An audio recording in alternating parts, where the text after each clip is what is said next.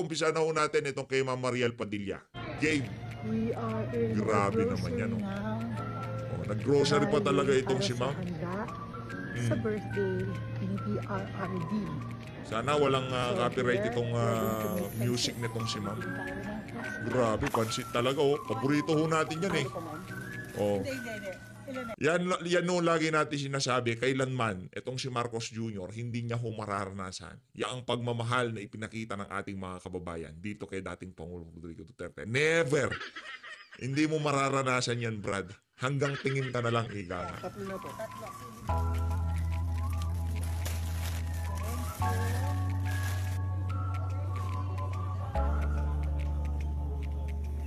Saludo kay Ma'am Mariel Padilla, ha? For our Ibang klase naman yan. Kaya pala naka-green itong si Ma'am Mariel. and lumpiang Shanghai. Wow, sarap, ha? Lahat.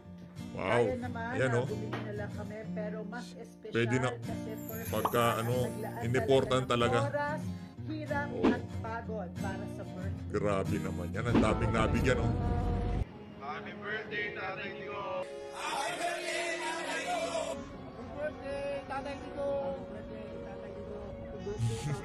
Nakakatuwa ho itong ginawa natin ni Ma'am Mariel. Saludo, Ma'am Mariel, ha?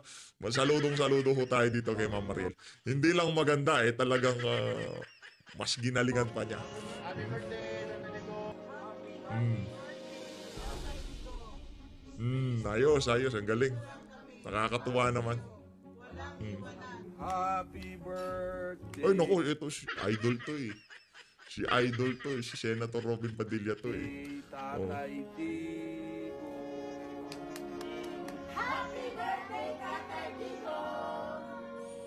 Grabe.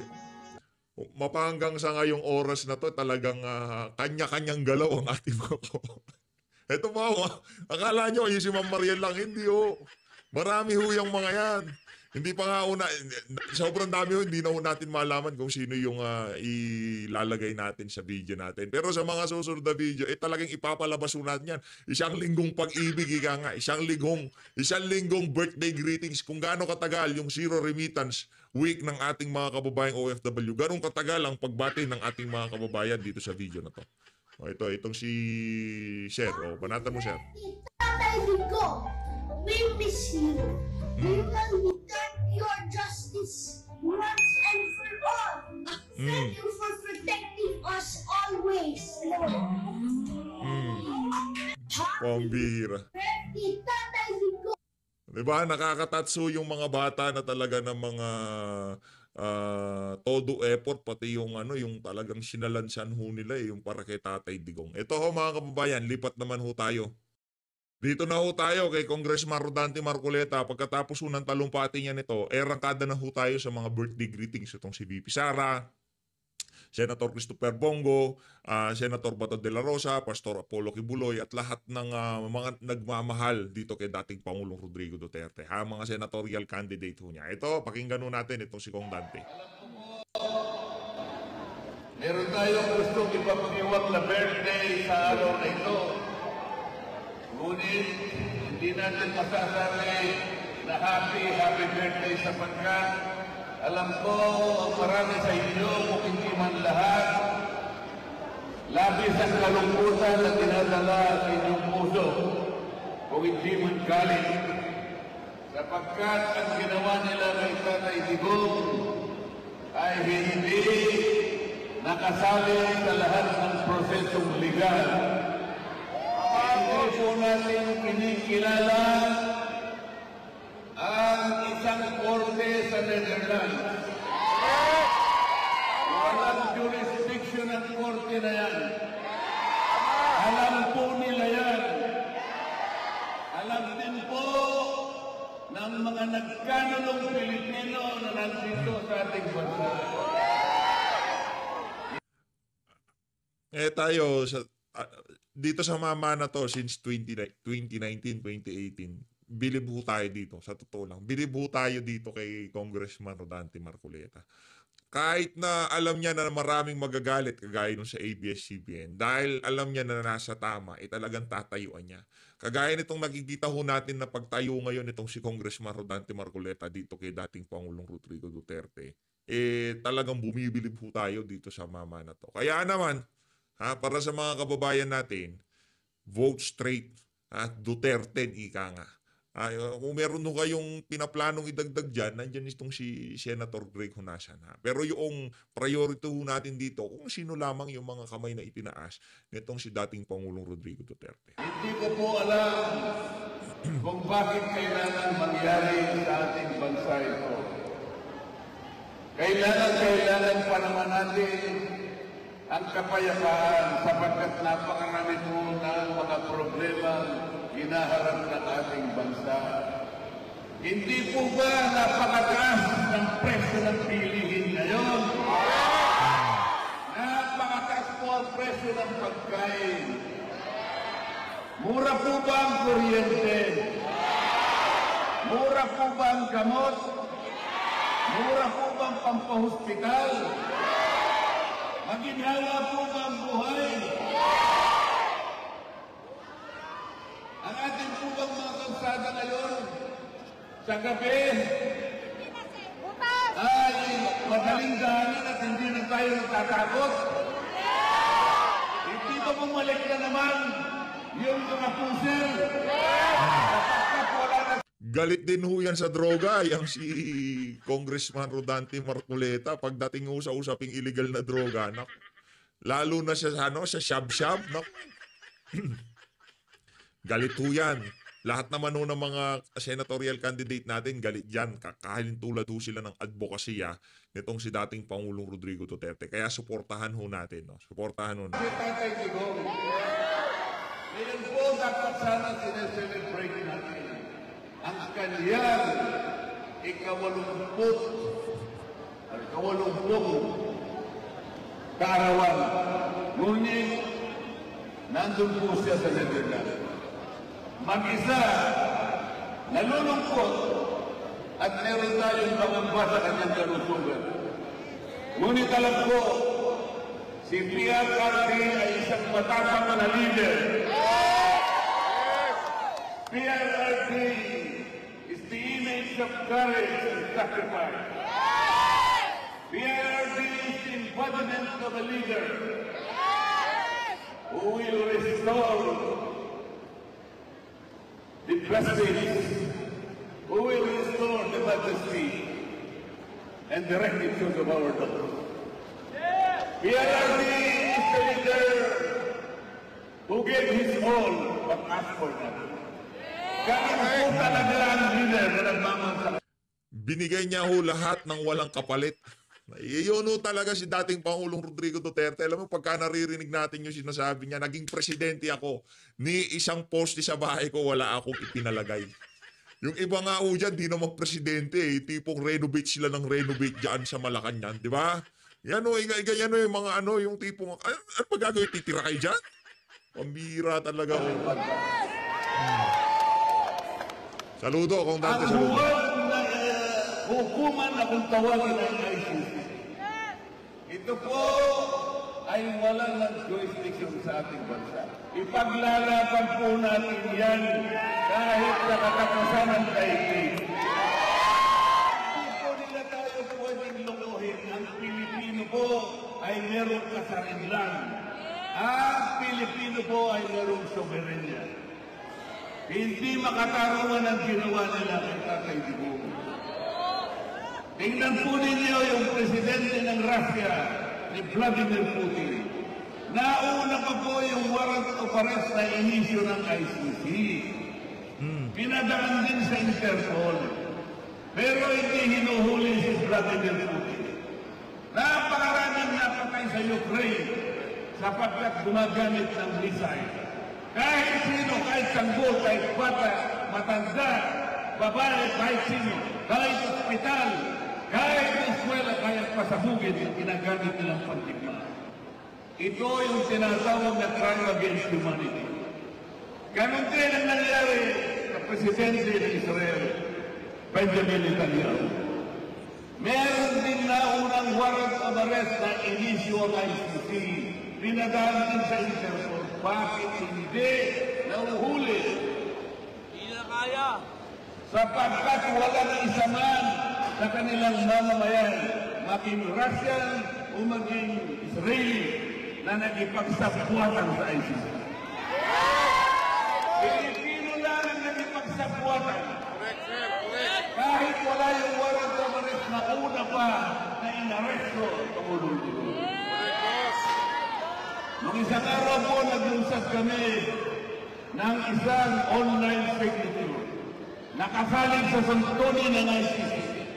Kung kailangan natin questionin ang prosesong legal, maaaring substantive ng iba.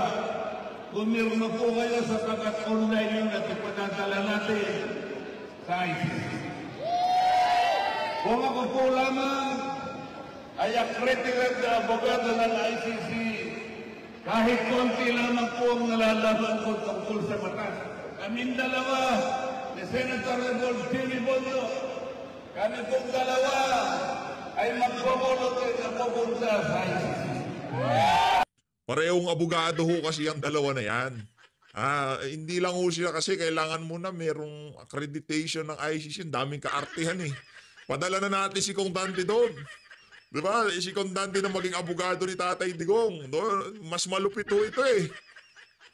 Kaya niya hong anuin to, yung hindi makakapalag sa kanya yung mga ano doon, yung mga abogado doon. Pagka ito nagsalita, ako, yari sila, lalo na dito kay attorney Jimmy Bondo.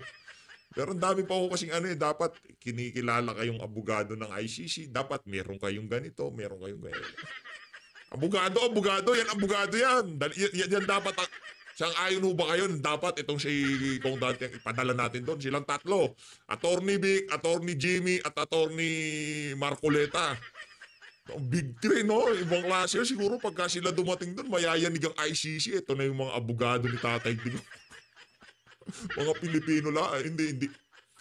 Abogado di Campanilla ho yung mga yan. Hindi ho basta-basta yung mga yan. Si Attorney Vic, nakita nyo naman ho, pagka nagsalita yan, talagang sumasalansan ho yan, higa nga. O yan si Congressman Rodante Marcoleta, nakita nyo ho kung paano niya sinalansan ang ABS, di ba? Yung mga violation nila. Naku, walang makakalusot dyan. Kaya kung pwede lang silang ipadala doon, sila na lang ipadala natin doon. Sila ang magtanggol dito kay Tatay Digong, di ba? Mahuhusay ho yung mga yan. Wala ho tayong tulak kabigay sa mga abogadong kasali sa Duterte. Sa Duterte lineup, ika nga. Wala ho tayong tulak kabigin sa mga yan. Lambino, Hinlo, mahuhusay ho yung mga yan. Pero itong mga nabanggit natin na to, talagang pagkayan pinadala sa ICC. Naku, talaga naman. Kayong dalawa na lang. Bakit naglaman? Ibalik natin dito ang ating Pangulo. Wala siyang kasalanan. Alam po niyo yung kasalanan na lang.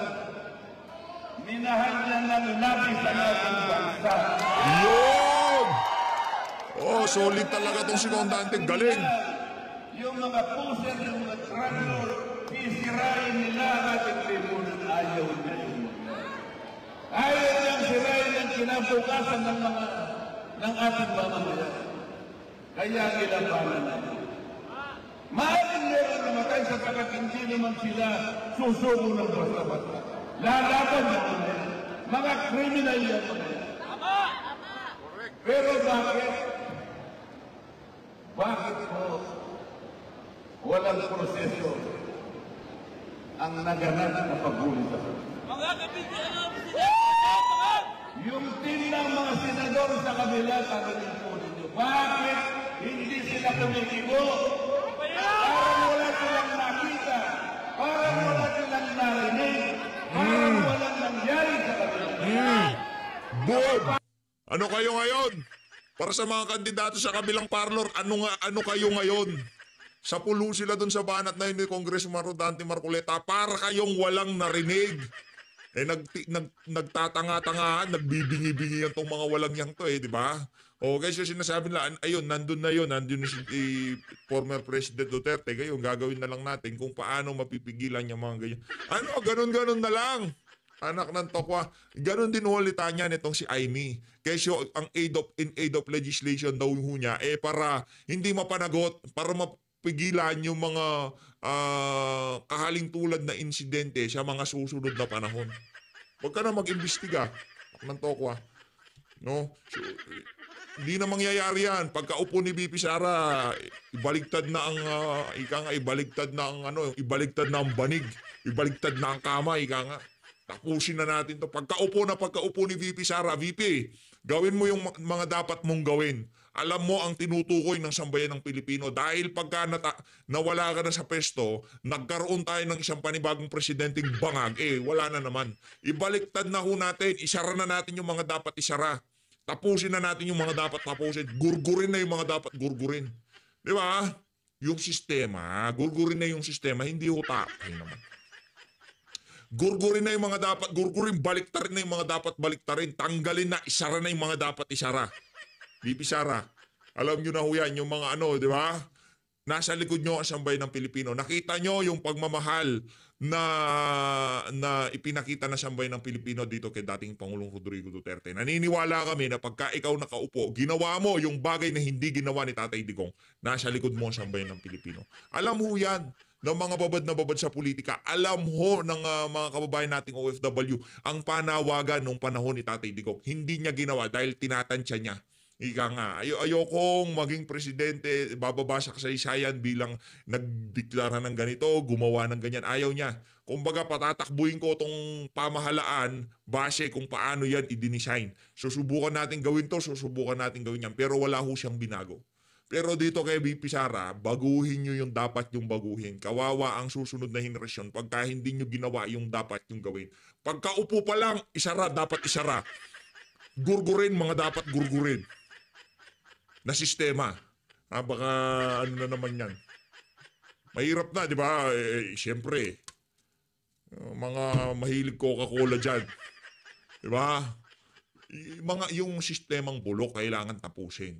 Yun ang talaga problema natin. Galing nung Duterte, galing, di ba? Dumating tumbong si Bangag, ano nangyari? Papanggap sila. Papanggap sila. Panggap! Mga balat kayo! Para tayo nandiyan. Mga siraulo! Yung mga kandidato nitong si Marcos.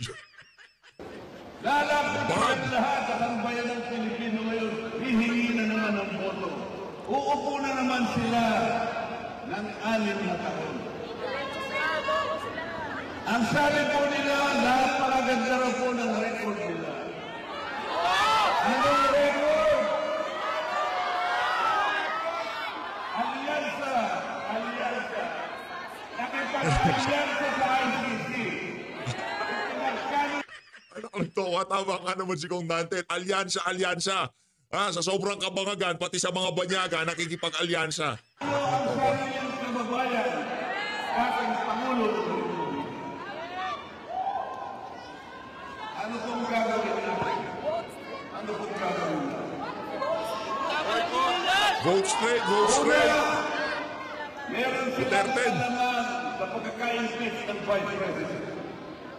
Sila lang na nakakaalam kung bakit in-impeach ang Vice President. Kahit walang patayan, kahit walang regular na proseso ginawa, nagpuluwa sila na sila nag-audit yung doon sa confidential funds ng Vice President. Ang sabi ko po sa kanila, bakit tayo mag-audit ng mga pondo? Ang House of Representatives ba ay auditor? Ang sabi ko, hindi. Wala po tayong karagatan na samsamin yung mandato, yung authority ng Commission on Audit. Sila lang po ang binigyan ng karagatan ng ating pamahalaan na mag-audit.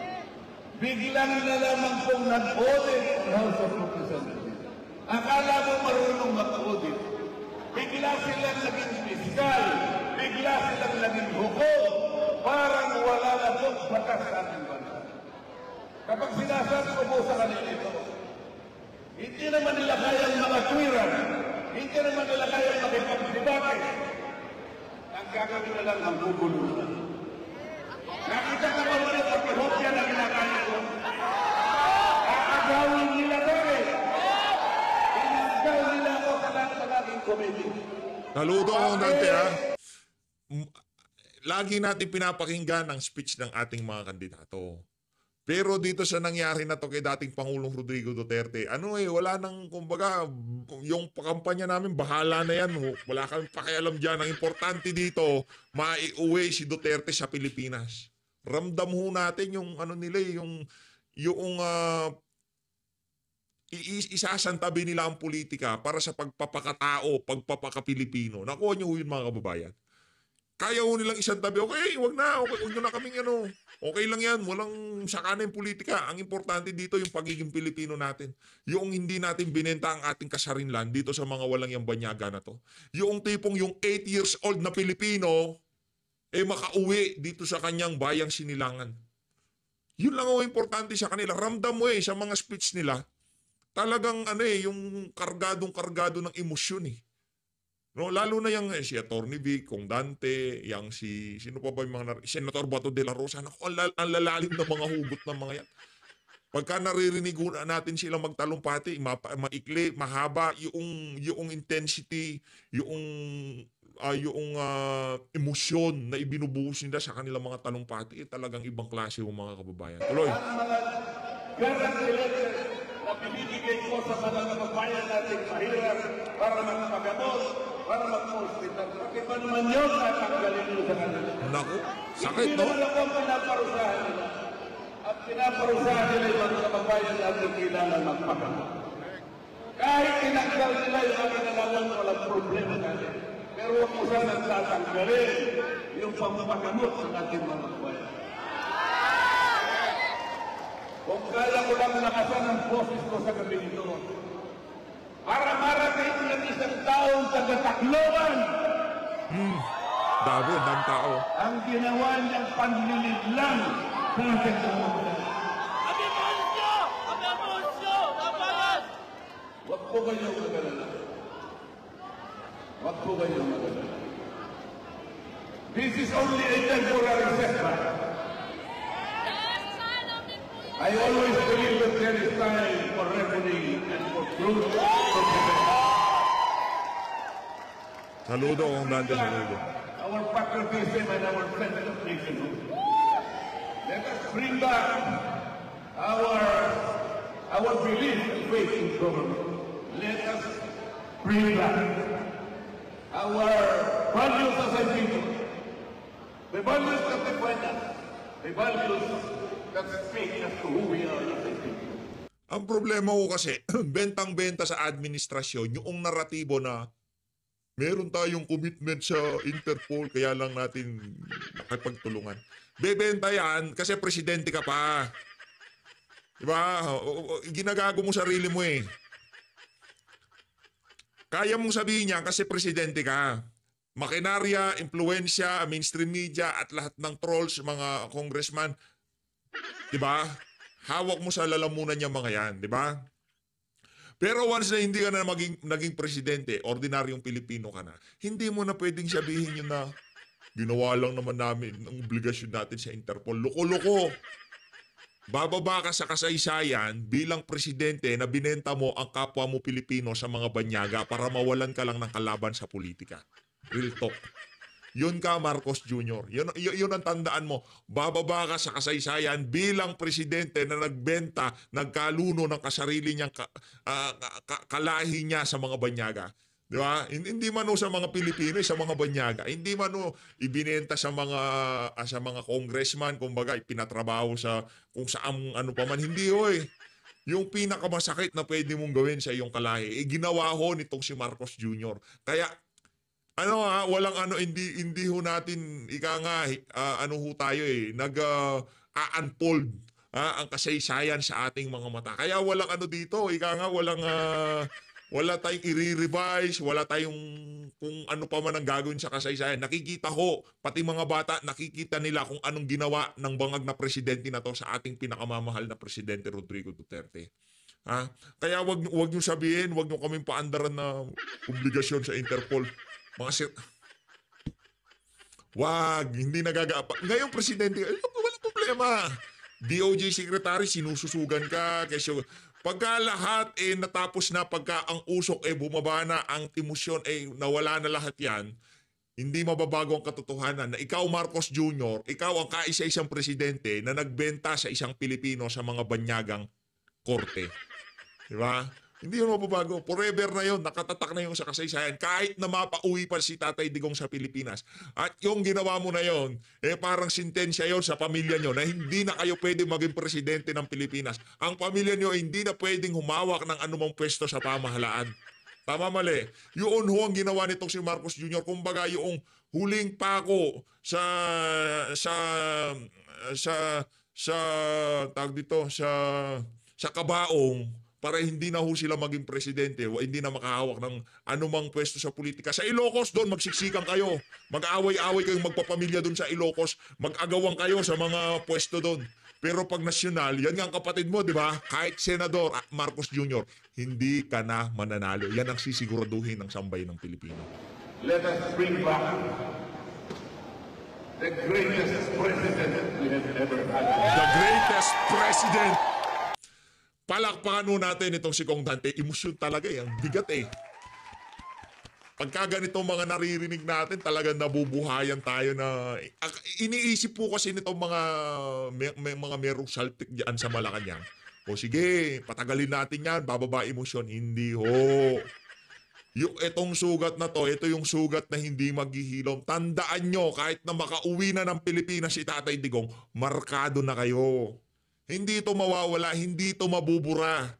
Hindi ito makakalimutan ng mga Dabawenyo. Hindi ito makakalimutan. Meron ho kasing mga iba't ibang taga-suporta ni Tatay Digong. Mga Davao automatic na yan. Pero yung mga nasa Luzon at Visayas, na kung mga hardcore din ho yung mga yan. Kung anong pagmamahal ang natatanggap ni Tatay Digong sa mga Dabawenyo, ganun din ho sa mga hardcore DDS dito sa Luzon at dyan sa Visayas.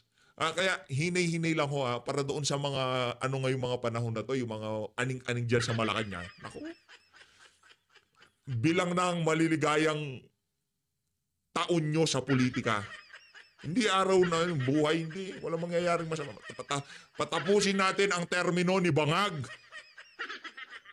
Wow. Kung may mangyari sa kanya, wala tayong magagawa doon. Pero hindi natin pinagdadasal yun. Basta kung matapos niya, edi matapos niya. Pero pagka hindi niya natapos, edi palakpakan tayo dahil masasara na yung mga dapat isara. Yung mga ahensya na walang kwenta, di ba? Kagaya ng poverty alleviation. Yang na yan, gawa-gawang pwesto ni Gado, kailangan isara yan, walang kwenta yan eh, di ba? Wala naman siyang tinatrabaho. Di ba? Nandiyan na DSWD, nandiyan na yung DOLE, poverty alleviation, anong katangahang pwesto yan, di ba? Yun sinasabi natin. Masara na yung mga dapat isara, magurgur na yung mga dapat magurgur na sistema. Yun. Di ba? Yung mga sistemang walang kwenta, tapusin na yung mga yan. Sabay-sabay yung mga Duterte supporter pagka dumating yung punto na yun. Ganito lang isisigaw natin na sabay-sabay. Tapusin. Yun lang o isisigaw natin kay BP Sara pagka panalo ni BP Sara. Ganito. Tapusin. Yun lang ho. At alam na ni BP Sara kung ano ang panawagan ng sambayan ng Pilipino. Dahil pagka hindi natin tinapos tong bulok sa sistema na to, naayos ni BP Sara ng 6 na taon, merong nakaupong bangag, tapos na naman tayo dyan. Yari na naman tayo, anak ng toka. Balik na naman tayo dito. Magiging aso ng Amerika, walang direksyon ng Pilipinas, hindi natin malaman kung gegera tayo sa China. Bullshit na yan. Maraming salamat po sa inyong lahat. Ay, papasalamat ko na pala si Gambal. Alam ko po na nagtatalo-talo ang kalooban. Ngunit, alam ko po na hindi po babayaan ng Panginoon Diyos ang ating bansa. Totoo yan. Tayo po ang mangingibabaw pagdating ng tamang panahon. Hindi na ho natin napanood tong MVP siya. Sa susunod na video na lang. Napasarap na naman ang muntahan natin eh. Ito na. Yung ating boto gamitin natin sandaling panahon na lang. Sandaling panahon. Oh, paano ba pagka ginamit natin yung ating boto, bigla ang nangyari, nagkadayaan. Bumoto kami ng tama, pero yung bilang mali. Paano yun? Anong gagawin natin? O hindi naman tayo pwedeng pumunta sa Comelec, papaligiran lang naman ng mga pulis yan. Diba? Pagka nagkaroon ng dayaan, sasabihin nila walang dayaan. O, nag-aklas sa sambayan ng Pilipino, nagpunta ng Comelec, nagpunta kung saan-saan. O anong gagawin ni Torre, anong gagawin ni Marbil? Tatakutin lang ang mga Pilipino. Tama ang boto, kaso yung bilang mali, yun ang problema. Iisang partido lang, PDP laban. Ang iboto ninyo. Iisang partido. Vice President, PDP laban. Tres, Solid. kung ayaw ninyo na makulong ang ating Pangulo, ayaw natin lahat. Kung gusto ninyo sa ibalik natin sa lalong madaling panahon, straight PDP laban. Straight PDP. Palakpakan natin tong si Congressman Rodante Marcoleta, ibang klase. Straight PDP tayo, straight PDP. Kami kung lahat ay iboto nyo, kailangan po natin ang bilang. Sa inyo nyo lang ho maririnig yan. Sa kanila nyo lang ho maririnig yan. Yung tipong, iboto nyo to, iboto nyo kami lahat. Pero sa alyansa ano? Ako ganito ako ganyan ako. Pagka nagsalita si Marcos, hindi niya malaman kung ano sasabihin niya. Bangag pala, anak ng toko, di ba? Pero yung mga yan, iboto nyo ang PDP laban. Hindi ko nila kinakampanya yung mga sarili nila. Hindi, walang gano'n. Wala tayong nakikitang gano'n. Meron bang gano'n na nasa PDP na makasarili? Yung kinakampanya lang sa sarili niya. Wala, di ba? Wala namang gano'n, di ba? Pag narinig natin tong si Atty. Vic, sabi niya, lahat ng PDP, straight tayo. Duterte. Ayan si Doc Richard Mata, ayan si Pastor Apollo Kibuloy. Duterte. Kung Marcoleta, Duterte. Meron bang makasarili? Meron ba tayo kasama sa lineup na yung tipong may sariling galaw? Wala naman, di ba? Yan ang mga kandidato ni Tatay Digong. Meron ba? Di ko alam. Meron ba ganon? Di ko nakikita eh. Basta alam natin yung si Senator Jimmy Bondoc. Ano yan? Duterte. O yan si JB Lo. Duterte. Lagi naririnig natin yan, di ba? Meron bang ganon? Sariling galaw? Di ko alam. Ito. Tuloy natin to. Kailangan po natin ang bilang. Ako po bilang isa ilalapag ko po lahat ito. I can debate with them, all of them. Kahit hanggang saan. Ang ganda ng modulation ni Kung Dati dito Alam kong hindi mananalo yung mga yan. Wala naman sila ipapanalo kahit House of Representatives. Kaya nila ako binubulong. Ngunit, pagdating ng araw, gagamitin nila yung botohan. Doon po dapat manaig yung number. Kailangan po nila yung 16 na boto. Kaya kailangan dagdagan po ninyo ang iboboto nyo kung kinakailangan. Iboto lahat. Straight. Hindi nila. Yo! Salamat po sa inyo. You know? Hindi po ako na Number one ho lahat sa atin yung mga yan. Sina Senator JV, sina Kong Dante, Atty. Vic, Pastor Kibuloy. Number one ho lahat sa puso natin yung mga yan. Higa nga yan. Siyempre, si Atty. Jimmy Bondoc, palakpakan ho natin. Siyan pa ba ang makakalimutan? Higa nga, hindi ho natin. Ano ho yan? Kumbaga, solido ho tayo dyan sa mama na yan. pagpagod kahit ako'y galing pa sa malayo. Kahapon po nandun ako sa Puerto Princesa.